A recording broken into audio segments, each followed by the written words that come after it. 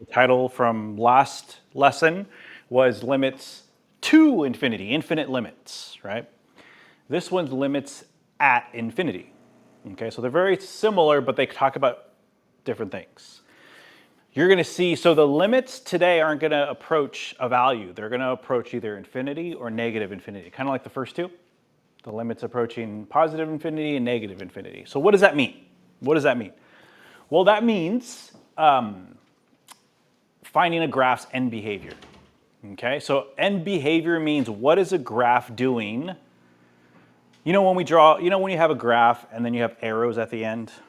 So like any type of graph. It could be a parabola, it could be something like that, right? And then you put arrows at the end. We put arrows at the end because it goes on forever, right?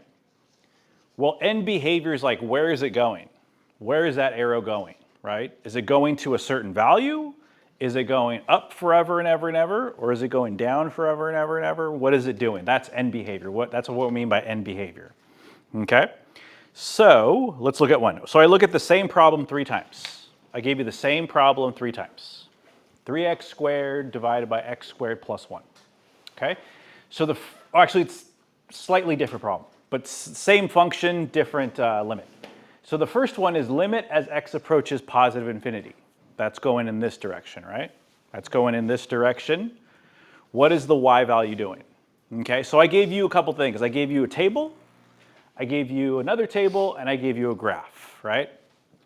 So looking at the table, if I'm approaching positive infinity, I'm getting bigger and bigger. X is getting bigger and bigger and bigger and bigger. So the question is, what is y doing? So let's look at the table. So as x gets bigger and bigger and bigger and bigger, what is y approaching? 3. It looks like it's approaching 3. And it's not actually 3. That number is not actually 3, but when I put it in Desmos, if there's too many 9s, they will stop writing the 9 and they'll round. So it's not actually, those 3s aren't actually 3s. They're like 2.9999999, but Desmos doesn't write. They just round after a while. Okay? So the limit as x approaches positive infinity, right? I'm getting bigger. I'm getting bigger. Where eventually will it get to? It'll get to or become really, really close to positive 3. So that's why the limit here is 3. Okay. The second one is almost identical, but we're going in the opposite direction, right? We're going to the negatives infinity. So that means as x gets smaller, what is y approaching? 3 as well, right? 3 as well. And then the last thing was not a problem. I just gave you the graph. That's what it actually looks like, right? So this is what it's actually doing. So for example, x is getting bigger and bigger and bigger. I'm going in this direction, right? I'm getting in this direction. I'm going in that direction forever and ever and ever. Where is y going? 3, right? It's hovering around 3, right? Same thing in the other direction.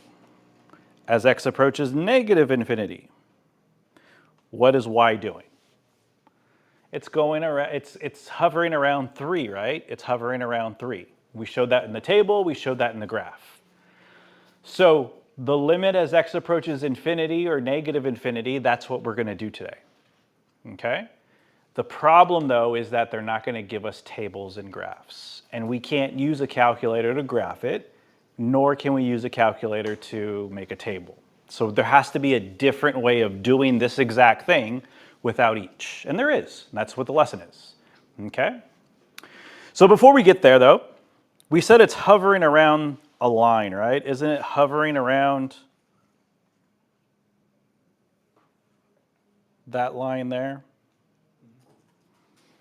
That line, which it won't ever cross, what do you think it's called? It's written on the paper, and it's a word we've heard recently. Asymptote, right?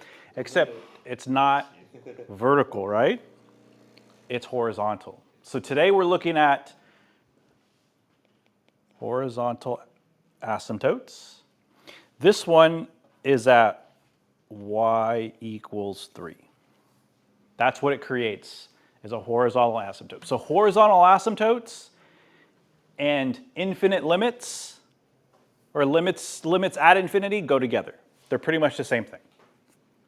So sometimes on a quiz or a test, they'll ask you for a horizontal asymptote. And then on the next problem, they'll ask you for a limit as x approaches infinity. They're the same thing. They're the same thing. Okay, same idea. Okay? Okay, so here's in words and more. So I wrote this two different ways. I wrote it in words and kind of, it's very dry, right? And then on the back page, I wrote it as a table. The table is usually the one students like the best, but I'm going to go through this just to kind of explain what it is. So horizontal asymptotes. Often you will be asked to take the limit of a function as x approaches infinity or negative infinity, just like we saw. When taking the limit at infinity or negative infinity of a rational function, that means it's got a fraction, right? It's got a numerator, it's got a denominator. Where p of x and q of x are polynomials, means they have powers or they're linear or quadratic or whatever. So if the degree of p is greater than the degree of q, then the limit is positive or negative infinity depending on the signs of the leading coefficients. Okay, so a lot of 50-cent words there. Okay? What is a degree? Let's start with degree. The exponent, good. Degree is the highest exponent, the biggest power. Okay? So the degree is the biggest power. So if the biggest power, whatever that is, of the top is bigger than the biggest power of the bottom, the denominator, then we say the limit is positive or negative infinity. Okay, depending on the sign, depending on signs. Okay? So what we call that a top-heavy situation. We call it top-heavy. Okay? Because the degree on top in the numerator is bigger than the degree on the bottom. If the degree of p and q are the same, the limit is the leading coefficient of p divided by the leading coefficient of q. So if the degree of p and q are the same, we call that equally balanced or equally distributed.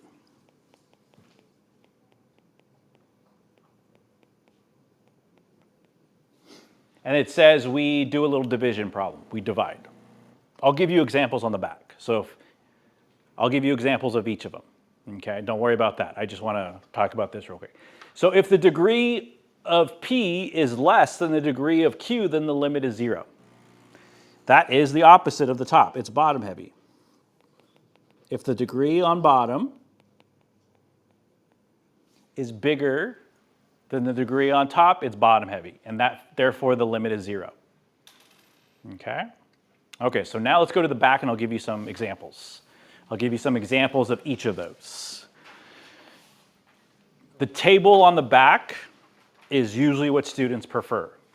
That's fine. That's why I did both. That's why I do in words and I do the table here. The table is essentially the same thing we just did. But students like it better because it's more visual. I agree. Okay? Okay, so let's do that. Okay. We'll come back to the top in a second, but I just want to fill out the table since we kind of started doing that. Okay, so if the degree of the numerator is larger, what did we call that? Top heavy, bottom heavy, equally balanced. Top heavy. We called that top heavy, right? So that's top heavy. So let's write down that. This is top heavy.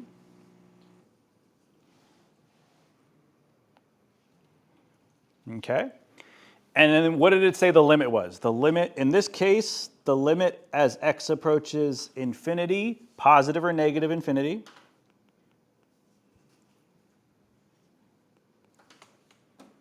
What would it always be equal to? What did it say? Positive or negative infinity. It said positive or negative infinity on the other side. If it's top heavy, the limit will either always be positive or negative infinity. And if that's the case, you will have no horizontal asymptote. There will be no horizontal asymptote. because it just goes on forever and ever and ever. It goes or it goes down forever and ever and ever, right? It has no bounds. So let me give you an example. Let's say f of x equals x cubed plus 2x over 2x squared minus 5. So if we had that as a function, is the degree on top bigger or is the degree on the bottom bigger? On top, right? So it's top heavy. So the limit would either be positive infinity or negative infinity, and we'll figure that out later, which one it is. I'm not really worried about that right now. And there is no horizontal asymptote. Okay? Okay, so if the degree of the denominator is larger, bottom heavy, right? This one was bottom heavy.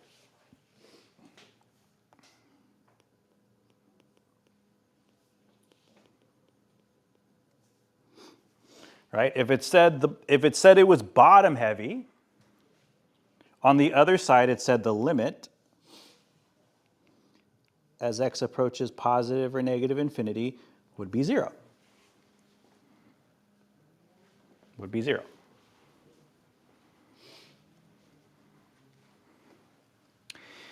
The asymptote, the horizontal asymptote,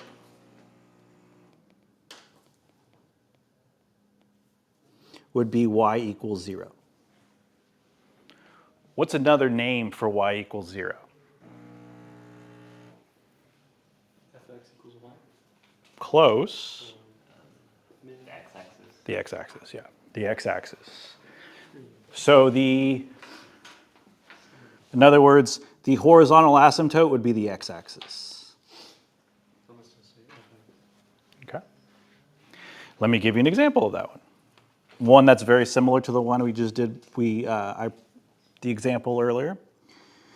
2x squared minus 5, x cubed plus 2x. So just the reciprocal of the previous example, right? Now it's bottom heavy because the degree on bottom is 3. If that was the case, if the function we were finding the limit as x approaches infinity or the asymptote, it would be y equals 0, that's our asymptote, and the limit would be 0. Okay? The last one, degrees are the same. Degrees are the same on top or on bottom. We called that equally balanced, right? Or equally distributed, equally balanced. Either way you want to think about it. Okay? The asymptote and the limit will be a fraction, it said, fraction, or a division problem, of the leading coefficients.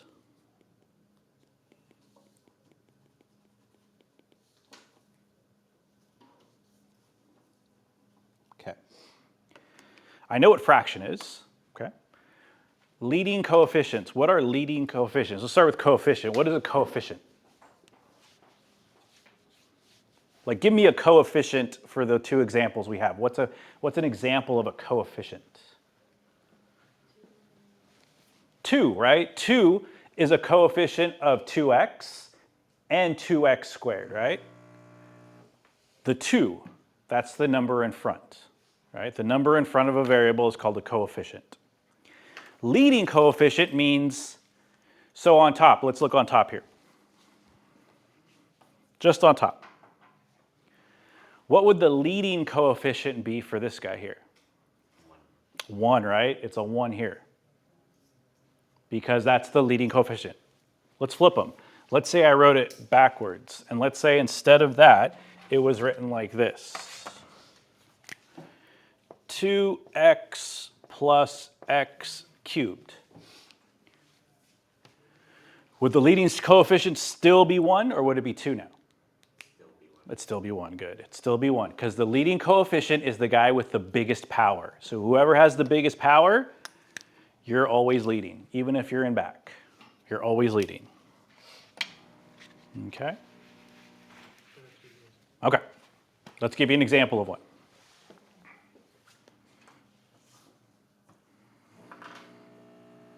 Okay, so for example, let's say we have f of x equals 3 minus x squared over 5x squared plus 2x.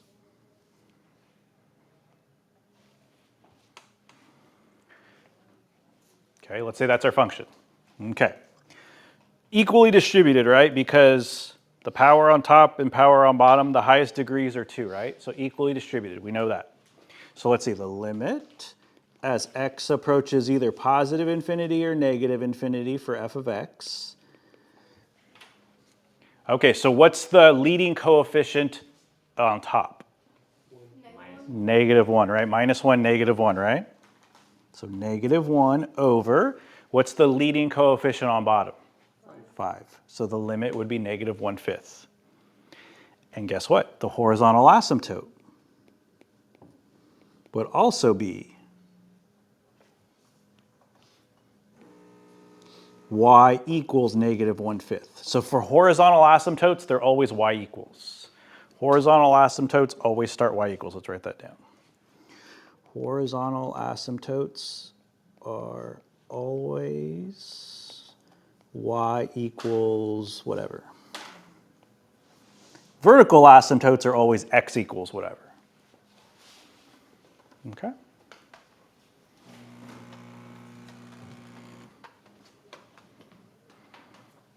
Okay. All right, so let's look at an example. Let's go to an example. Let's actually do one.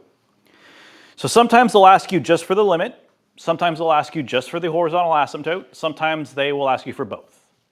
Okay? So how do we know that we need to do these problems? How do we know we need to do this? This is the notes we need to look at. When the limit is x approaches either positive infinity or negative infinity.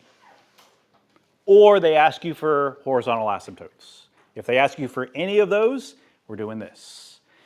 If the limit is x approaches a number, you do what we've been doing. You do what we've been doing, okay? That's how you know. All right, so here we go. Here's the function. The function is 5 minus 2x squared, okay? There's two different ways to do this. I'm not going to show you one way because we haven't done properties of limits. I'm going to show you the other way to do it. So before we decide top heavy, bottom heavy, equally distributed, we got to know what it is, right? So I got to combine. I have to actually subtract these two guys. I have to subtract them. Okay? So again, subtracting, right? Common denominator. So what's the common denominator going to be here? 1x squared, right? Because this guy needs an x squared. Because this guy already has a 1. So the common denominator is 1x squared. And then we get 5x squared minus 2, right? So in other words, it's saying the limit as x approaches infinity for 5x squared minus 2 over 1x squared, or just x squared. Okay, now it's a lot easier to see. Limit as x approaches infinity. So now we got to go to our table. Is this one bottom heavy, top heavy, or equally distributed? Equally distributed, right? Because their biggest power. There we go. So that means a fraction of the leading coefficients. So what's the leading coefficient on top? 5. What's the leading coefficient on bottom? Divide, you get 5. Okay. All righty. Let's go to B. The limit as x approaches infinity. 3 over e to the x. Here's kind of a trick question. Is this one top heavy, bottom heavy, or equally distributed? Bottom heavy. It's extremely bottom heavy, yeah. But it doesn't really fit the rules that we just laid out, right? It doesn't have a power, right? The power is x. The power is x, right? So how do we know that's bottom heavy? Well, let's go back up to the top where that table I told you we'd come back to. Growth rates. So essentially we're looking for when I say top heavy, bottom heavy, equally distributed, I'm asking which one grows faster, the top or the bottom. So if something has a bigger power on top, it's going to grow faster than on bottom, or vice versa, right? Or if something has a squared on top and a squared on bottom, they're going to grow at the same rate. So essentially what we're doing, what we've been doing, is just comparing growth rates. Who's going to grow faster? Who's going to grow slower? Well, so these are the types of functions that we'll have, right? The top one is a factorial. Factorial you've seen before. I'll show you an example. We don't have to deal with factorials in this class. It's more of a statistics thing. Okay, factorials are like 6 factorial, right? 6 factorial. It's the exclamation mark. Does anyone know what that means when you see 6 factorial? You multiply every number behind it. Every whole number behind it until you get to 1. So those grow really fast because it's a multiplication problem, right? You won't have to worry about that in this class. You'll never see any factorials in calculus. Those are, like I said, those are mainly, those are from statistics. For probability, sorry, it's mostly probability. Okay? No number combination. The next thing that grows the fastest is exponential. Okay, an exponential. And then the next one is polynomial, then a log or natural log, and then a sine or cosine trig, right? And then the last one's a constant. Okay, so exponential. What's an exponential? X is the exponent. X is the exponent. Yeah, when the exponent's up there in the sky, that's an exponential. So I've had some students say x to the 4th. That's an exponential because it's got an exponent. No, that one's a polynomial. Okay? If they were switched, if it was 4 to the x power, now you got an exponential. So when the power has a variable, that's an exponential. Those grow the fastest. In this class, the ones we see.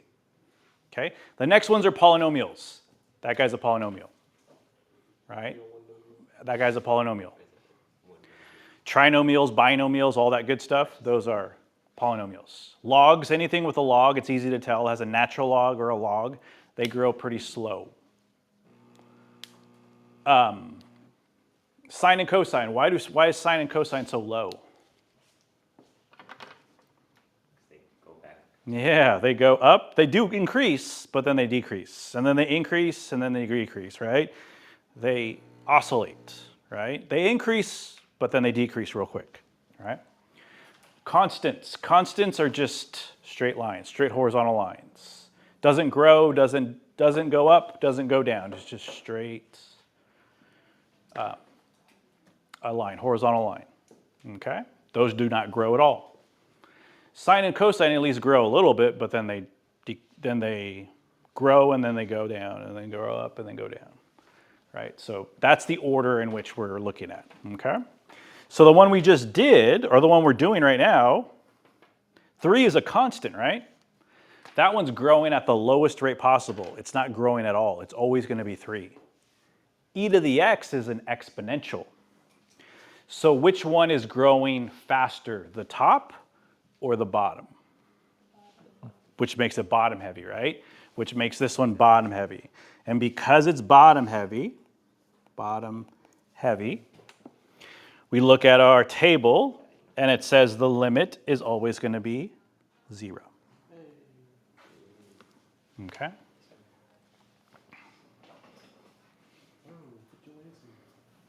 Okay, so let's look at the next one. Finding limits again. All right, so I don't see any powers, even though this guy's got a power and this guy's got a power, right? So the top is sine. The bottom, what is the bottom? Which one would the bottom be considered? Which one would the bottom fall under? Polynomial, yeah, polynomial. So we got a polynomial versus a sine. Which one's going to grow faster? Polynomial, right? So which one is that? Is that on top or bottom? So this one's also bottom heavy, right? It's going to grow faster. Bottom heavy. Anytime it's bottom heavy, it's always going to be it's either going to be the horizontal asymptote will be at y equals 0, or the limit will be y equals 0. Yeah, because this is a polynomial.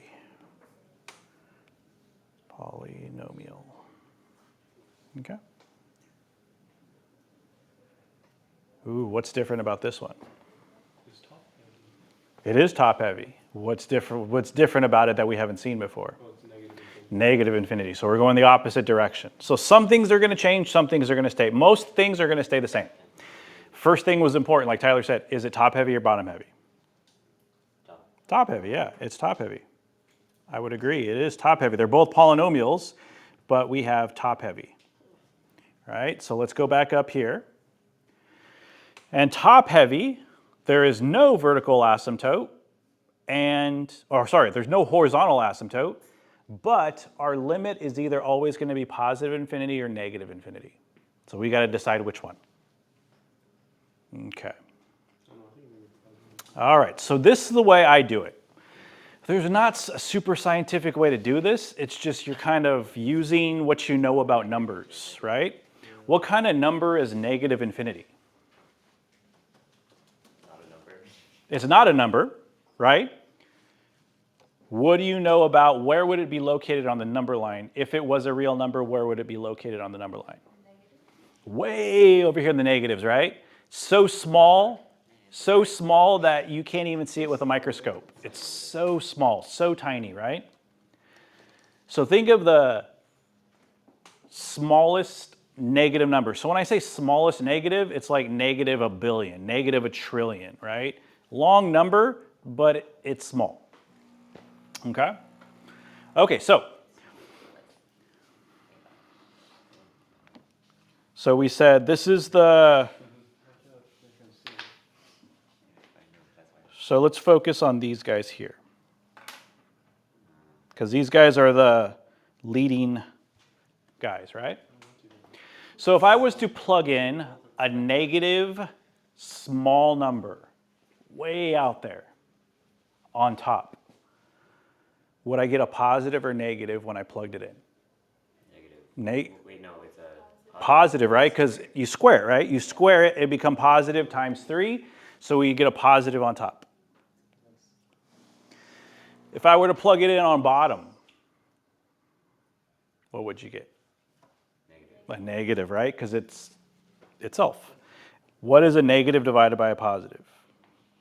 Negative infinity. Negative infinity. So why did I just focus in on 3x squared and x? Why did I not consider the positive x or the negative 1? Because they don't matter. They don't matter. It's not going to do anything. Yeah, it's not going to do anything to the sign, right? The 3x squared is going to give you a bigger or a smaller number than just x. So it might make it a little bit bigger of a negative, or a positive, but it's still going to be positive. Same thing on the bottom. Take negative a billion, negative a trillion, and subtract 1. It's not going to do anything, right? It's not going to do anything, right? So that's why I only focus on the big guys. Okay?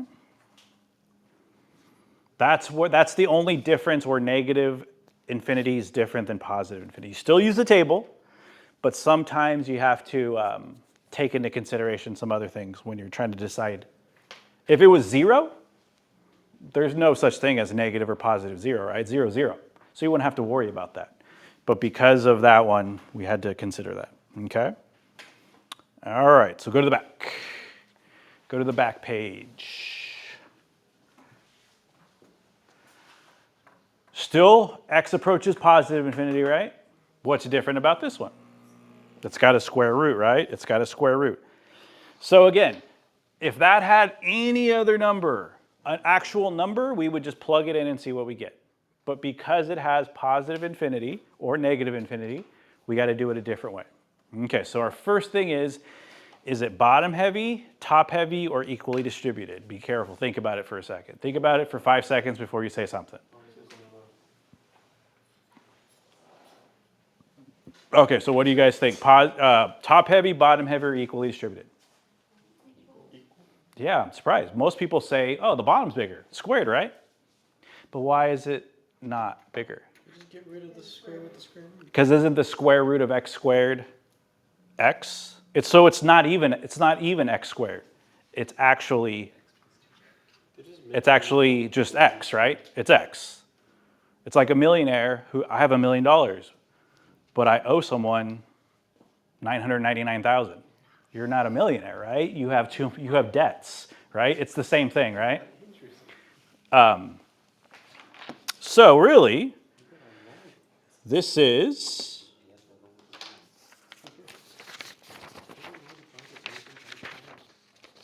in reality. So again, we're just focused on the big guys, this guy and this guy. And the bottom is not an x squared. It's really just an x written. So in this case, they're equally distributed, right? So if they're equally distributed, how do we figure out what the limit is? The coefficients. Fraction of the leading coefficients, which is 1 over 1, right? Which is 1. Okay. All right, so try letter F right next to it. Try letter F. I want you guys to try that one. See if you can get that one. The negative ones are the trickiest ones, but they're not too tricky, but you just got to get used to it.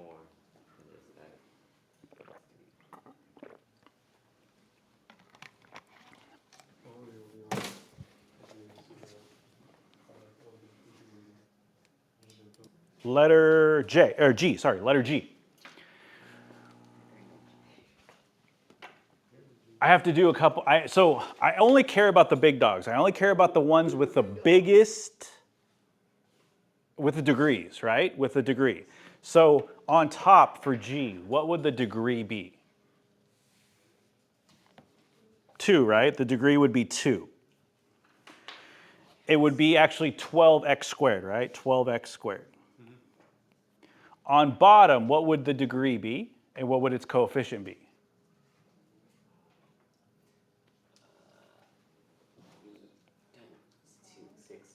So it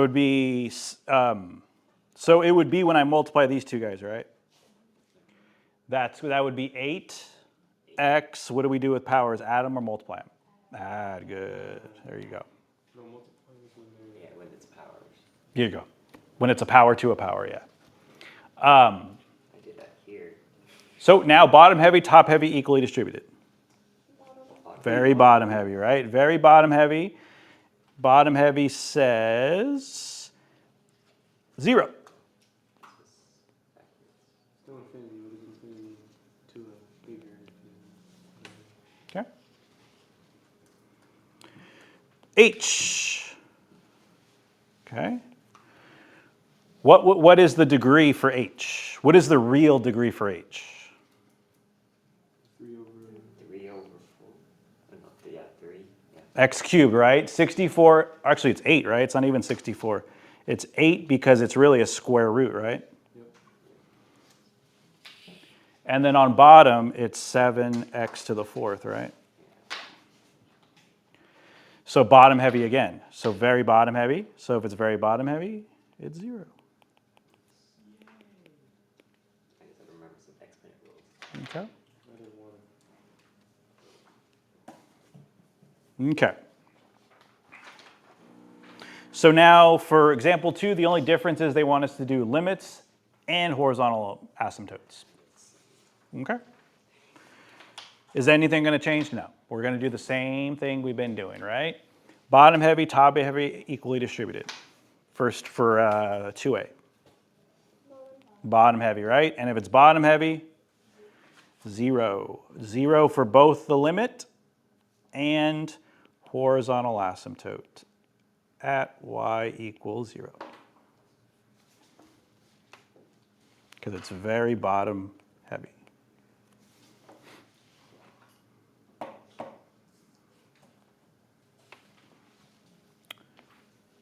2B, bottom heavy, top heavy, equally distributed. Equal, right? Equal. So we do, since it's positive infinity, we're just going to go 2 divided by 1, and that's 2, right? That'll also be the horizontal asymptote.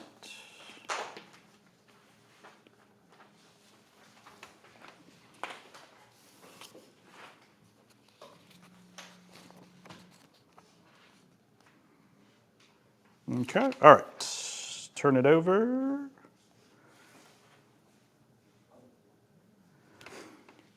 This one's very top heavy, right? The power on top is 4, the power on bottom is 1. So according to our notes, if it's top heavy, the limit is either going to be positive infinity or negative infinity, and there's going to be no horizontal asymptote. So let's write that down. No horizontal asymptotes. Okay. The reason I haven't done the limit yet was because we have two options, positive infinity or negative infinity. So there's some mental math. What would I get on top if I put in a negative number on top? If I put a negative number, any negative number, if I put that on top, would I get a positive or negative? Positive. How about on bottom? Negative. So positive divided by negative, it makes a negative infinity. Oh, you're joking. I don't like this question. It's over 1. It's Don't be so Okay. funny. Letter D.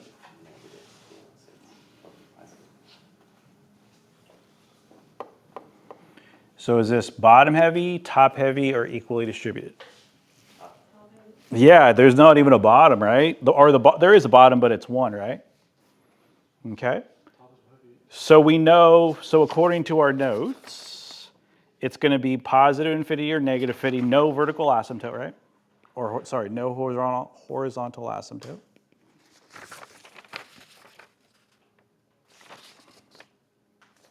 Okay. Okay, so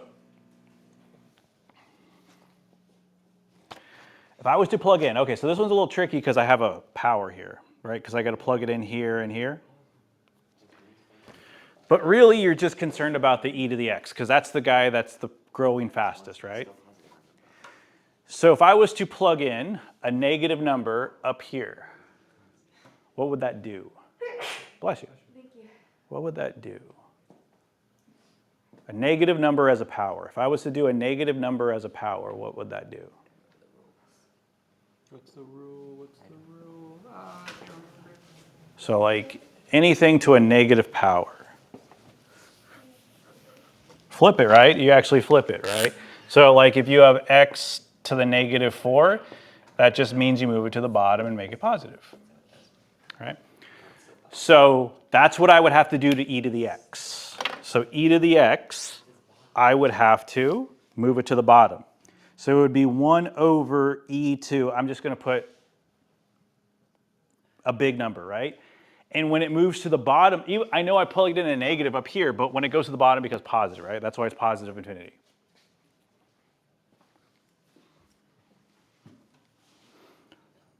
Minus 2 times infinity.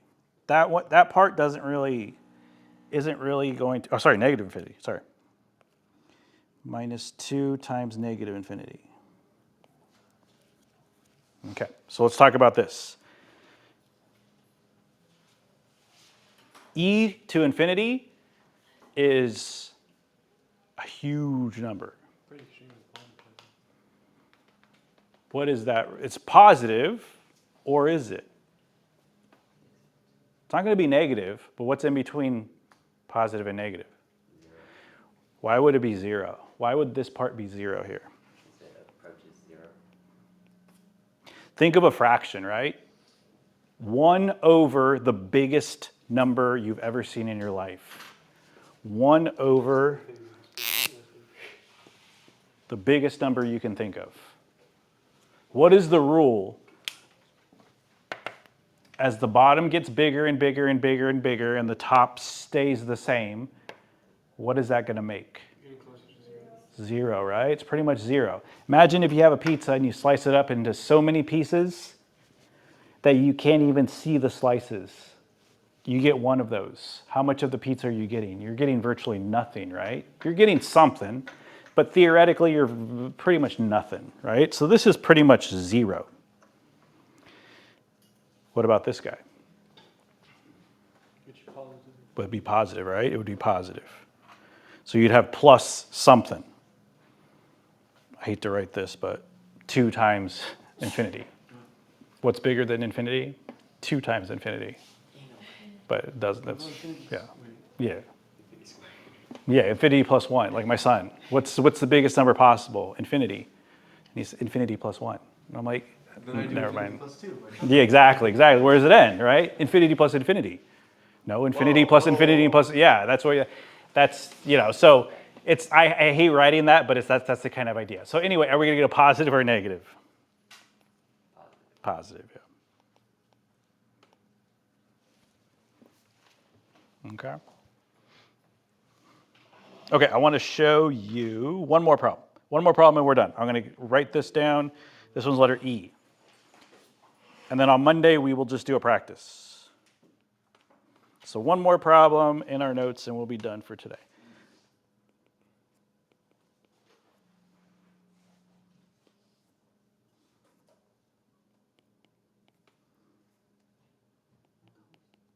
Guys, it'd be so funny if E was, what's an E had an E? So we've seen one that was sine earlier, right? So I wanted to throw a cosine in here.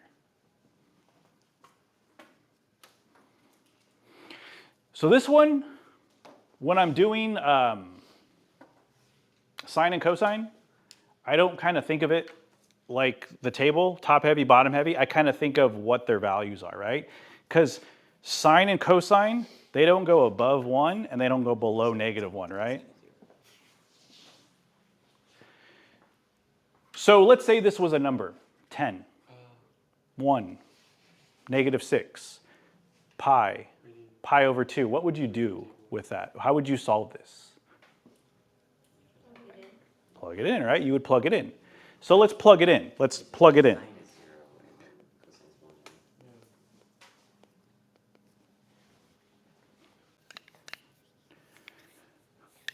What would that be?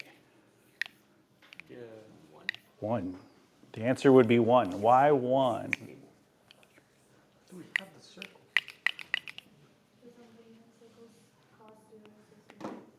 Say again.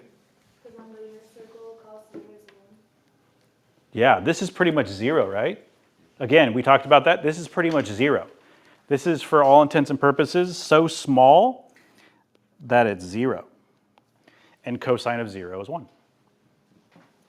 Okay. All righty. So on Monday, what I'll do is I'll give you the practice. Tuesday, I'll give you the quiz review. So the quiz review, it's just what's going to be on the quiz. And then Wednesday, we'll take the quiz. And Thursday, we'll pick up the chapter. Okay? Any questions from the last homework? I know we got about 6 minutes.